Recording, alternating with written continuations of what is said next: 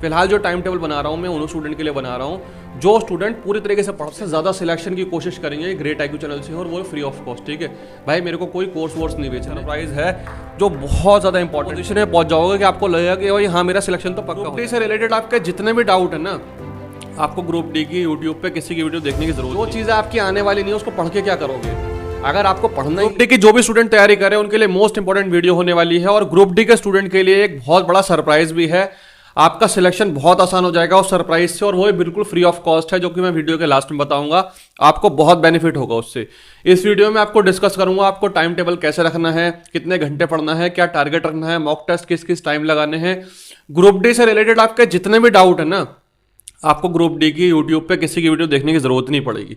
आपके हर एक सवाल का जवाब इस वीडियो में बिल्कुल अपने आप मिल जाएगा, और मैं गारंटी से बोल रहा हूँ अगर आपको वीडियो अच्छी ना लगे ना तो डिसलाइक कर देना, मगर मुझे पूरी उम्मीद है कि आपको ये वीडियो फायदा करेगी और आपको जरूर पसंद आएगी। अगर आप पूरा एंड तक देखेंगे, समझेंगे चीजों को, तो डेफिनेटली आप लोगों को फायदा होगा। हम एक एक करके यहाँ पे हर एक चीज को डिस्कशन करेंगे, मैं आपको एक एक चीज समझाऊंगा, बस आपको पूरा वीडियो देखना है एंड तक, और लास्ट में अपने सरप्राइज को लेना है। ठीक है, उससे पहले जो भी ग्रुप डी की तैयारी कर रहे हैं उनके लिए एक सबसे बड़ा ऑफर चल रहा है। अभी ग्रैंड सेल चल रही है टेक्स्ट बुक की ईयरली पास प्रो पे।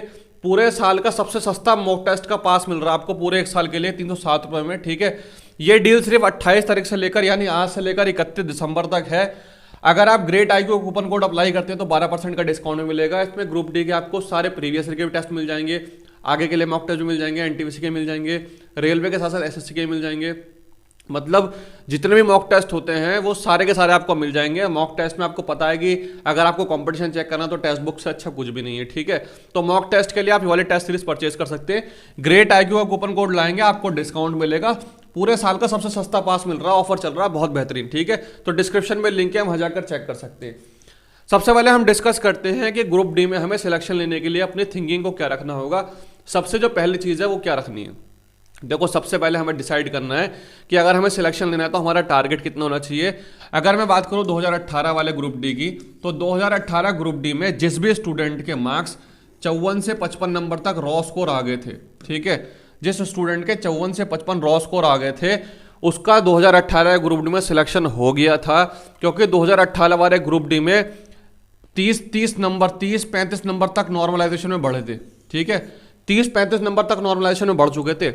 अगर 2019 में जो नोटिफिकेशन आया था जिसका एग्जाम 2022 में हुआ था, अगर हम इसकी बात करते हैं जिसका 2022 में एग्जाम हुआ था, इसमें जिस भी स्टूडेंट के नंबर 60 के प्लस आ गए थे, रॉ मार्क्स की बात कर रहा हूं, नॉर्मलाइजेशन में भी 10 से 12 नंबर बढ़े थे यहाँ पर भी। ठीक है, नॉर्मली स्टूडेंट के 10-12 नंबर बढ़ गए थे, तो जिसके 60, 62, 65 नंबर आ गए थे उसका सिलेक्शन हो गया था। मैं मान के चलता हूं कि इस बार जो ग्रुप डी का आपका 2025 में एग्जाम होने वाला है, ठीक है, और उसमें वैकेंसी 32,000 है, जो कि बढ़कर आपकी जो है 64-65,000, 70,000 तक पहुंच जाएंगी। ठीक है, 70,000 वैकेंसी तक हो जाएंगी। 50,000 से ऊपर तो जानी है, उसमें कोई बड़ी बात नहीं है, टेंशन लेने की बात नहीं है। अगर कंपटीशन बहुत ज़्यादा भी टफ हो गया ना, उसके बाद भी अगर आप लोग रॉ स्कोर 70 कर देते हो, 70, तो आपका सिलेक्शन कोई भी नहीं रोक सकता। तो पहला टारगेट तो क्या है, हमें दिमाग में रखना है कि हमें कम से कम 70 नंबर तो लेकर आने, चाहे कितना पेपर मुश्किल आ जाए। अब सवाल उठता है कि 70 नंबर लाने कैसे हैं। ठीक है, इसका टारगेट बनाना है, हमें हर एक चीज़ को स्टेप बाय स्टेप सीखना है। मैं ये उन स्टूडेंट के लिए बता रहा हूँ जो बिल्कुल जीरो से शुरुआत कर रहे हैं, उन्हें ग्रुप डी के बारे में कुछ भी नहीं पता, वो बिल्कुल जीरो से शुरू कर रहे हैं और कल से तैयारी शुरू करेंगे और उसके बाद उनको सिलेक्शन लेना है। ठीक है, तो देखो 70 नंबर लाने का टारगेट क्या रखना है आप लोगों को। मैथ्स में इसमें 25 नंबर के क्वेश्चन आते हैं, रीजनिंग जो आती है वो 30 नंबर की आती है, साइंस जो आती है वो 25 नंबर की आती है, और जनरल अवेयरनेस और करंट अफेयर जो है वो 20 नंबर की आती है। तो हम लोग ये मान के चलते हैं कि मैथ्स अगर 25 नंबर की आती है तो हमें 17 से 18 नंबर लेकर आने ही आने हैं। मैथ में कोई बहुत बड़ी बात तो नहीं है, 17-18 नंबर आ सकते हैं, पॉसिबल है। ठीक है, कोई बहुत मुश्किल काम नहीं है 17-18 नंबर लाना। रीजनिंग में हम कोशिश कर सकते हैं कि 23 से 25 नंबर के बीच में रीजनिंग में ले आए, जो कि पॉसिबल हैं। ठीक है, आ सकते हैं, कोई बहुत ज़्यादा डिफिकल्ट बात नहीं है। ठीक, साइंस में भी हम यही टारगेट रखेंगे कि हमारे 16 से 17 नंबर आ जाए, बस किसी तरह से। ठीक, और जनरल अवेयरनेस में हम कोशिश करेंगे कि 9 से 10 नंबर आ जाए। ठीक, और जब आप इन सबको काउंट करोगे तो ये आपके 68 से 72 के बीच में नंबर बैठ जाएंगे। ठीक, और अगर आप इतने नंबर लाने में कामयाब हो जाते हो तो ग्रुप डी में कोई भी आपका सिलेक्शन नहीं रोक सकता। ये रॉ स्कोर है, अगर रॉ स्कोर आप 70 ले आते हो और 8-10 नंबर नॉर्मलाइजेशन में बढ़ जाते हैं तो 78-80 तक कट ऑफ, इससे ऊपर तो कट ऑफ जाएगी नहीं। ठीक है, तो आप मैक्सिमम लेके चलो कि कितना भी हार्ड पेपर आए, कितना भी कंपटीशन क्यों ना हो, अगर आप इतने नंबर लाने में कामयाब हो जाते हो, क्योंकि हम अगर डिसाइड करेंगे कि साइंस में 25 में से 25 ले आए, मैथ में 25 में 25 ले आए, तो वो थोड़ा मुश्किल टास्क है। ठीक है, हम ये तो नहीं सोच रहे कि हमें 90 नंबर लाना, हम सोच रहे हैं कि हमें 70, 68, 70 नंबर लेकर आने, और कैसे लाने हैं, इस तरीके से लाने। अब ये नंबर आप लोगों को कैसे कैसे लेकर आने, वो मैं आप लोगों को बताऊंगा एक एक करके। कितने घंटे दिन में पढ़ना है जो आपके ये नंबर आ सके, क्या क्या आपको पढ़ना है जो आपके नंबर आ सके, मैं हर एक चीज आपको डिस्कस करूंगा। ठीक है, चलिए, और इसको अचीव करने के लिए लास्ट में मैं आपको एक सरप्राइज दूंगा जो आपके लिए बहुत इंपॉर्टेंट है। ठीक, सबसे पहले हम बात करते हैं मैथ्स की। अगर मैथ्स में आप लोगों को 17 से 18 नंबर लाने हैं तो कुछ टॉपिक आप लोगों को करने हैं। हम ये डिसाइड ही नहीं कर रहे कि हमें 25 में से 25 लाने, हम तो एक नॉर्मल टारगेट लेके चल रहे हैं कि हमारे अगर 4-5 क्वेश्चन गलत भी हो जाते हैं तो कोई दिक्कत वाली बात नहीं है। ठीक है, तो मैथ्स में सबसे पहले आप लोग क्या कौन कौन चैप्टर करोगे? अर्थमेटिक आप लोगों को स्ट्रॉन्ग करनी है बहुत ज़्यादा। ठीक है, जिसमें आपका एवरेज का चैप्टर है। ठीक है, एवरेज से पहले आप लोग करोगे परसेंटेज, और परसेंटेज आप लोगों की हेल्प करेगा प्रॉफिट एंड लॉस में, प्रॉफिट एंड लॉस और SICI में, SICI में। ठीक है, परसेंटेज करोगे, profit and loss, SICI, average. इसके बाद आपका रेशियो। ठीक है, रेशियो का चैप्टर मोस्ट इंपॉर्टेंट है जो कि आपकी मदद करेगा टाइम एंड वर्क में। ठीक है, और इसके साथ साथ टाइम, स्पीड, डिस्टेंस में। ठीक है, यह आपका मदद करेगा टाइम एंड वर्क में, टाइम, स्पीड, डिस्टेंस में। इसके बाद आप लोगों के रेलवे में कौन से इंपॉर्टेंट है? 2 चैप्टर मोस्ट इंपॉर्टेंट है आप लोगों के। एक है आपका नंबर सिस्टम। ठीक है, नंबर सिस्टम जो है आपका, नंबर सिस्टम। इसके बाद सिंप्लीफिकेशन, सिंप्लीफिकेशन, ये मोस्ट इंपॉर्टेंट है। अगर मैं अर्थमेटिक के अलावा बात करता हूं एडवांस की, तो एडवांस में आप लोगों को ज्यादा कुछ मेहनत नहीं करनी, बस 2 चीजें याद रखनी है। एक तो आप लोग क्या करोगे, मेन सोल्यूशन के फॉर्मूले कर लोगे सारे, क्योंकि फॉर्मूला बेस पे आता है। ठीक है, मेन सोल्यूशन के फॉर्मूले करोगे सारे के सारे, जितने भी फॉर्मूले हैं मेन सोल्यूशन के। उसके बाद ट्रिग्नोमेट्री की बात करते हैं, तो ट्रिग्नोमेट्री में आप लोगों को क्या करना है? ट्रिग्नोमेट्री में आप लोगों को जो फॉर्मूले के साथ साथ जो वैल्यू होती है, जैसे साइन 45 की वैल्यू, कॉस 45 की वैल्यू, ये सारी वैल्यू आप लोगों को याद रखनी है। तो मैथ्स में तो आप लोगों को ये चैप्टर ध्यान से करने हैं। अगर आप इसको ढंग से कर लोगे ये वाला, तो 17-18 नंबर आपके कहीं नहीं जाएंगे। ठीक है, रीजनिंग में आप लोगों को क्या करना है? रीजनिंग में आप लोगों को जो भी आप बुक लेंगे, ठीक है, चाहे वो किरण पब्लिकेशन की बुक हो या जो आपके पास बुक है ऑलरेडी वो वाली, ठीक है, राकेश यादव सर की बुक हो, कोई सी भी बुक है आपके पास, उससे आप लोग प्रैक्टिस करेंगे। ठीक है, रोज डेली आप लोगों को 1 घंटा रीजनिंग पढ़ना है। ठीक है, 1 घंटा रीजनिंग पढ़ना है, कम से कम बता रहा हूं मैं। ठीक है, और अगर आप कहीं से क्लास लेते हैं तो आप 1 घंटे की क्लास लीजिए और 30 मिनट रीजनिंग की प्रैक्टिस कीजिए। ठीक है, 30 मिनट क्या करना है आप लोगों को? रीजनिंग की प्रैक्टिस करनी है रोज डेली। जैसे मान लो आपने कहीं से क्लास ली रीजनिंग की 1 घंटे, ठीक है, और उन्होंने आपको 1 घंटे में सिटिंग अरेंजमेंट कराया, तो आपको कोशिश करनी है क्लास के बाद सिटिंग अरेंजमेंट के जो क्वेश्चन है वो आप लोग क्वेश्चन करेंगे 25, ठीक है, 20-25 क्वेश्चन रोज डेली करेंगे। 20, 25, 30 क्वेश्चन, जो जो आपकी कैपेसिटी है। रीजनिंग को हल्के में नहीं लेना है, रोज डेली प्रैक्टिस करनी है रीजनिंग की, क्योंकि अभी ALP में, अभी टेक्नीशियन में जो स्टूडेंट के क्वेश्चन गलत गए वो रीजनिंग में क्वेश्चन गलत गए। तो आप लोगों को रीजनिंग में कम से कम 23-24 नंबर तो लाने हैं। रीजनिंग में आप टारगेट कर सकते हो कि 25 नंबर, 26 नंबर भी ला सकते हो अगर आप मेहनत करोगे तो। ठीक है, रीजनिंग में पॉसिबल है, कोई बहुत बड़ी बात नहीं है, मगर उसके लिए आप लोगों को प्रैक्टिस करनी है, उसको हल्के में नहीं लेना है। ठीक है, नेक्स्ट अगर हम बात करते हैं करंट अफेयर की, करंट अफेयर और जनरल अवेयरनेस, ये सबसे इंपॉर्टेंट बात है। ठीक है, करंट अफेयर और जनरल अवेयरनेस, क्योंकि स्टूडेंट को ये पता ही नहीं कि पढ़ना क्या है। 20 नंबर की आने वाली है, अब 20 नंबर की आएगी, वर्ल्ड हिस्ट्री पढ़ के क्या करोगे, इकोनॉमिक्स पढ़ के क्या करोगे। ठीक है, जो चीज़ें आपकी आने वाली नहीं है उसको पढ़ के क्या करोगे। अगर आपको पढ़ना ही है 20 नंबर में से आपको सिर्फ 9-10 नंबर ही लेकर आने हैं, ठीक है, तो 9-10 नंबर तो आपके 4-5 चीज़ें पढ़ के भी आ सकता है। हम भाई, आप खुद सोच के देखो, हम क्यों गधे की तरह मेहनत करें। ठीक है, हम तो स्मार्ट स्टडी करेंगे, जो पेपर में पूछते हैं। मैंने कई सारे रिव्यू लिए हैं बच्चों के, ठीक है, रेलवे का पैटर्न को बहुत बारीकी से जानता हूँ। ग्रेट IQ चैनल से पिछली बार भी जो स्टूडेंट जुड़े थे 500 से ज़्यादा स्टूडेंट का सिलेक्शन हुआ था, और इस बार भी जो स्टूडेंट जुड़ेंगे सबसे ज़्यादा सिलेक्शन की कोशिश करेंगे ग्रेट IQ चैनल से, और वो फ्री ऑफ कॉस्ट। ठीक है भाई, मेरे को कोई कोर्स वोर्स नहीं बेचने, ठीक है, ना मेरी कोई बुक छपी हुई जो मैं अपनी बुक बेचूंगा, ना कोई टेस्ट सीरीज अपनी बेच रहा मैं। ठीक है, मेरे को कुछ पैसों का नहीं बेचना आप लोगों को, मैं सिर्फ आपको गाइडेंस दे रहा हूँ। जो मेरे साथ जुड़ेंगे स्टूडेंट, मैं उनको पूरा A to Z गाइड करूँगा, रोज डेली के टारगेट बताऊँगा, और जो भी स्टूडेंट जुड़ेंगे मैं गारंटी देता हूं कि आप लोगों की हर एक चीज़ से मदद करूंगा, और उसके साथ साथ आपका सिलेक्शन निश्चिंत करवाऊंगा। आप लोगों को चैनल के साथ जुड़ना है बस। ठीक है, चलिए, तो 9-10 नंबर लाने के लिए आप लोगों को क्या करना पड़ेगा? आप लोगों को 3-4 चीज़ें कवर करनी पड़ेंगी। जैसे आप लोगों को पहले अगर हिस्ट्री पढ़नी है तो हिस्ट्री में आप लोगों को सिर्फ और सिर्फ मॉडर्न हिस्ट्री पढ़नी है। ठीक है, मॉडर्न हिस्ट्री, क्योंकि इसी में से क्वेश्चन आते हैं ज़्यादातर आप लोगों के। अब ये वैदिक काल, मुगल काल में से तो क्वेश्चन ही नहीं आते, ज़्यादा पढ़ के करोगे क्या, टाइम बर्बाद नहीं करना बिल्कुल भी।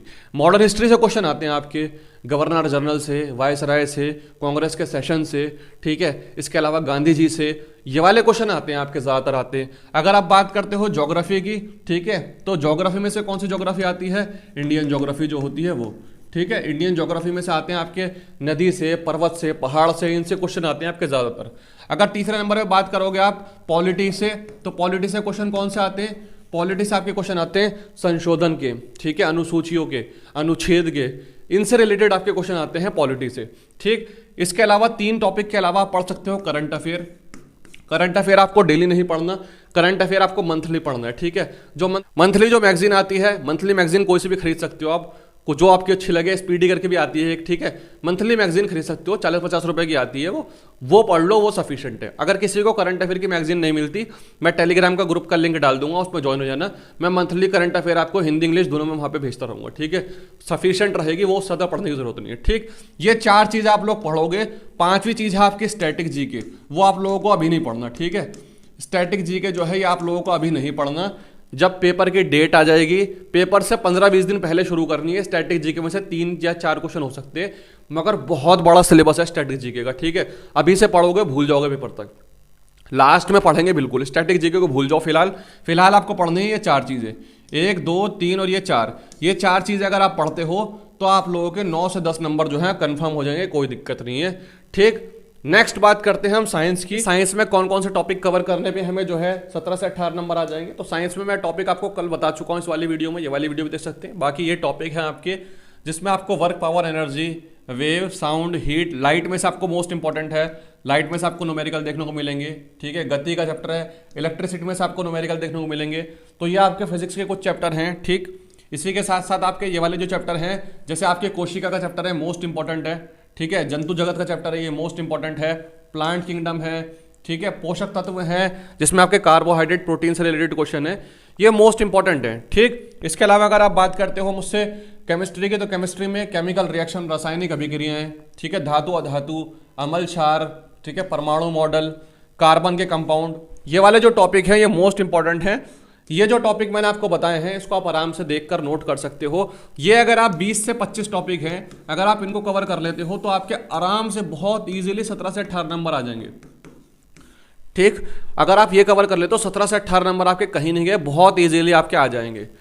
अब हमने क्या डिस्कस किया, हमने डिस्कस किया कि हमारा टारगेट है हमें 70 नंबर लेकर आने हैं, किस किस पोर्शन में कितने नंबर लेकर आने हैं, उन नंबर लाने के लिए हमें कौन कौन से टॉपिक को पढ़ना है, ये हमने डिस्कस कर लिया। अब हमें डिस्कस करना है कि हमें दिन भर में ये किस किस तरीके से पढ़ना है, उसके बारे में डिस्कस करना है, ठीक है।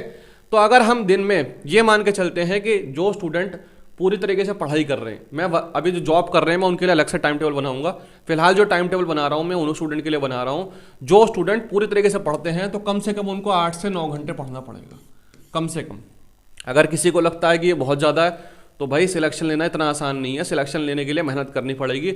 मैं ऐसे स्टूडेंट को जानता हूँ अपनी तरफ, मेरे घर की तरफ लाइब्रेरी है, यहाँ स्टूडेंट ऐसे जो सुबह 8 बजे आते हैं और रात को 8 बजे जाते हैं, ठीक है, इतनी मेहनत कर रहे हैं क्योंकि गवर्नमेंट जॉब लेनी है, ठीक। तो इतने घंटे तो आपको पढ़ना पड़ेगा। इसमें से आपको करना किस तरीके से, अगर आप जैसे करंट अफेयर पढ़ते हो या फिर आप जो है हिस्ट्री, ज्योग्राफी ये पढ़ते हो, तो वो आप सब्जेक्ट जो है बस 1 घंटे पढ़ सकते हो, ठीक है। 1 घंटा आप वो सब्जेक्ट पढ़ सकते हो बस, ठीक। 3 घंटे आप लोगों को देने पड़ेंगे साइंस को, 3 घंटे आप लोगों को सिर्फ और सिर्फ साइंस को देने ही पड़ेंगे, ठीक है। उसके बाद जो है आप लोगों को 3 घंटे जो है मैथ्स को देने पड़ेंगे, मैथ्स को, ठीक, मैथ्स को 3 घंटे, और 1.5 घंटा आप लोगों को देना पड़ेगा रीजनिंग के लिए। रीजनिंग के लिए 1.5 घंटा कम से कम। अब आप लोगों को करना कैसे है, देखो कुछ स्टूडेंट दिन में पढ़ना पसंद करते हैं, कुछ स्टूडेंट रात में पढ़ना पसंद करते हैं।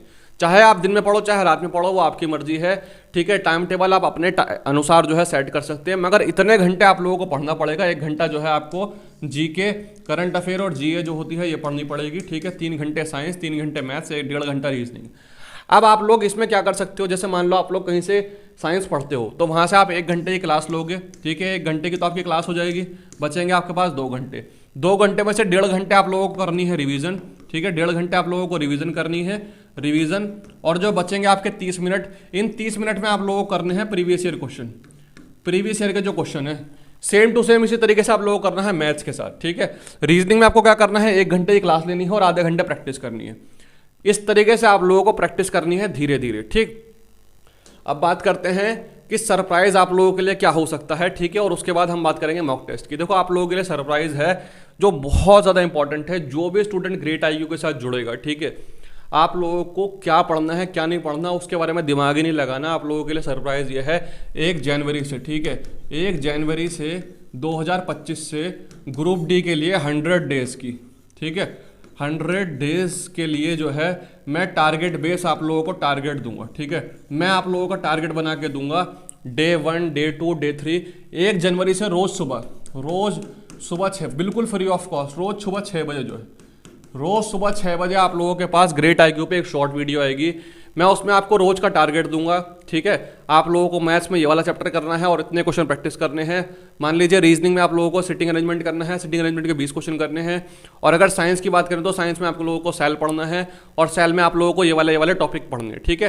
तो मैं आप लोगों को डेली टारगेट दूंगा और डेली टारगेट 100 दिन तक दूंगा, ठीक है। आप लोगों को कुछ नहीं करना, सिर्फ ग्रेट IQ के साथ जुड़ना है। 100 दिन तक मैं आप लोगों को रोज शॉर्ट वीडियो, रोज डेली 6 बजे आपके पास वीडियो आएगी। उस वीडियो को देखकर आप लोगों को अपने पूरे दिन का जो हिसाब है वो लगाना है और वो टारगेट कंप्लीट करना है, ठीक है। अभी आपके एग्जाम में बहुत टाइम पड़ा है, मगर मेरी गारंटी है कि 100 दिन के अंदर अंदर, ठीक है, 100 दिन तक जब आप फॉलो करोगे तो 100 दिन बाद जो है आप देखने को मिलेगा कि आप लोगों का सिलेबस जो है बहुत हद तक कंप्लीट हो गया।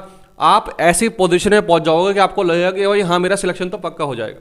तो जो भी स्टूडेंट इस सेशन में जुड़ते हैं ये फ्री ऑफ कॉस्ट रहेगा आप लोगों के लिए और आप लोगों का बहुत ज़्यादा बेनिफिट होगा, ठीक। अब बात करते हैं मॉक टेस्ट कितने लगाने हैं हम लोगों को। अगर मॉक टेस्ट लगाते हैं तो मॉक टेस्ट आप 2 लगा सकते हो पर वीक। एक मंडे को लगा सकते हो, मंडे, ठीक है, और एक लगा सकते हो फ्राइडे को मॉक टेस्ट।